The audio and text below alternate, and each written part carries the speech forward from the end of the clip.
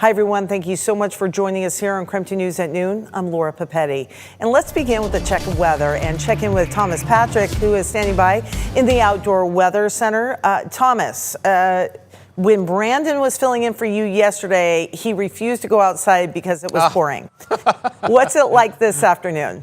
I'll tell you, I should have showed Brandon where the umbrella is in the weather center, because I do love getting out here in the elements. Now, today I would have gladly traded with Brandon because it is cloudy, but calm as it stands, just a little bit of a breeze coming out of the west here. Satellite is extremely cloudy. It's Doppler radar tracking some light-ish rainfall. Nothing directly over Spokane. I think some of these little spots that we're seeing, like out towards Rockford, Fairfield, kind of in that region along Palouse Highway, might be a few sprinkles. This isn't very much. Kind of same just over northern Whitman County. That would be near the Rosalia area, and then out maybe into Moscow. This is all super light as it stands right now. Not quite our main wave of rain that I alluded to a moment before. That will be later on tonight.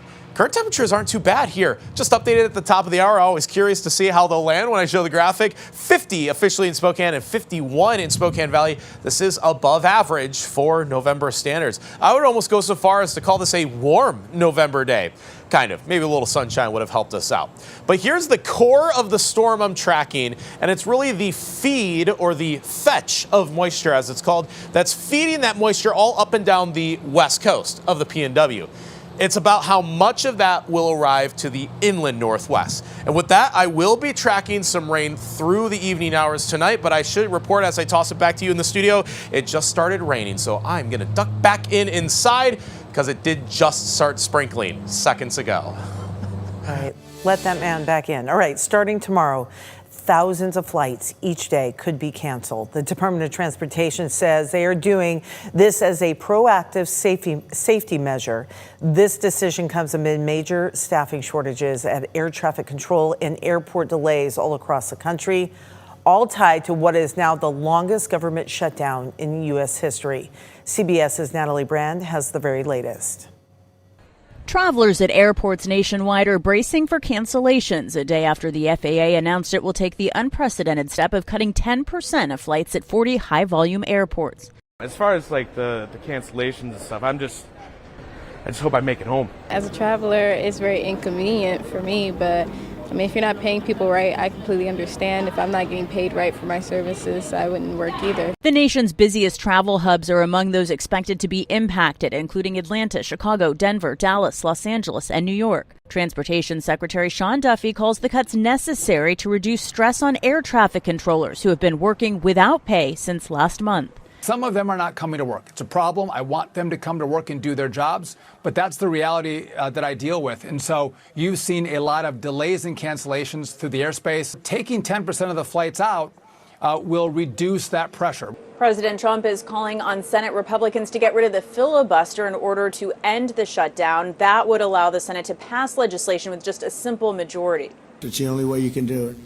And if you don't terminate the filibuster, you'll be in bad shape. We won't pass any legislation. Senate Republican leaders have opposed that move. Rank and file members are divided on the issue as the shutdown impacts grow. Right now, let's put people back to work and let's start feeding people who are literally going hungry. Earlier this week, some lawmakers expressed optimism about a deal starting to emerge that would fund the government in exchange for a vote on extending the enhanced health care tax credits Democrats have demanded. Natalie Brand, CBS News, the White House. So if you plan to fly tomorrow or within the next week, here's what you should know. According to CBS News, Spokane is not on the list of 40 airports being told to cancel flights. However, as many of you know, many connecting airports are on the list, and that does include airports we often connect with, like SeaTac, Portland, Salt Lake City, and Minneapolis. Some airlines say they got about an hour's notice of the plans and are trying to figure out what to do. United says it hopes to keep its hub-to-hub schedule as normal as possible, but the CEO of Frontier Airlines warns that some passengers could get stranded.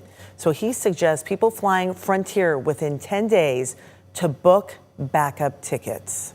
The FAA is talking about here is equivalent to canceling about 4,500 flights a day. By my math, that's about 30% worse than the worst day for flight cancellations in the last year. So on its website, Southwest Airlines says passengers on canceled flights will most likely get automatically rebooked. But if people decide not to travel, they could be eligible for a refund. We have a list of the 40 airports that could see flight cuts on our website right now. It's posted on KREM.com. Meantime, the Spokane Regional Labor Council says they will be serving free meals to TSA workers at the airport today. KREM 2's Brandon T. Jones reports what these workers are now experiencing during the ongoing government shutdown. Well, it's been nearly 40 days since this government shutdown began. That means TSA workers, they're waking up at the same time, clocking in, doing their daily responsibilities, but the checks aren't coming in that time period. So that doesn't mean bills are necessarily stopping or, again, those daily responsibilities, but they're still showing up.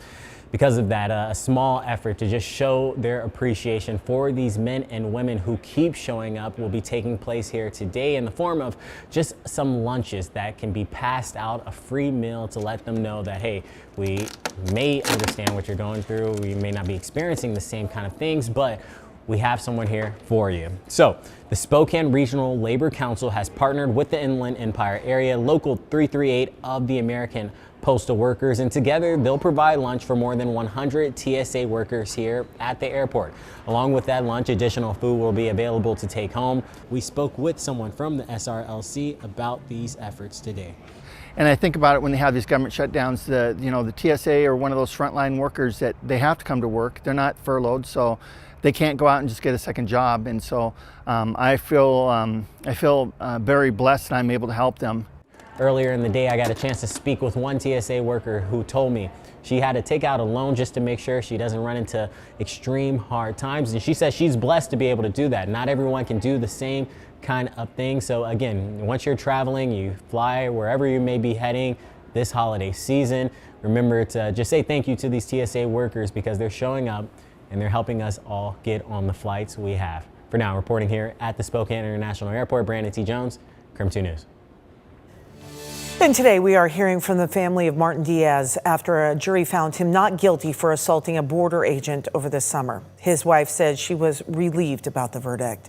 He has been in federal custody since April. Tuesday was the first time his family was finally able to see him since then.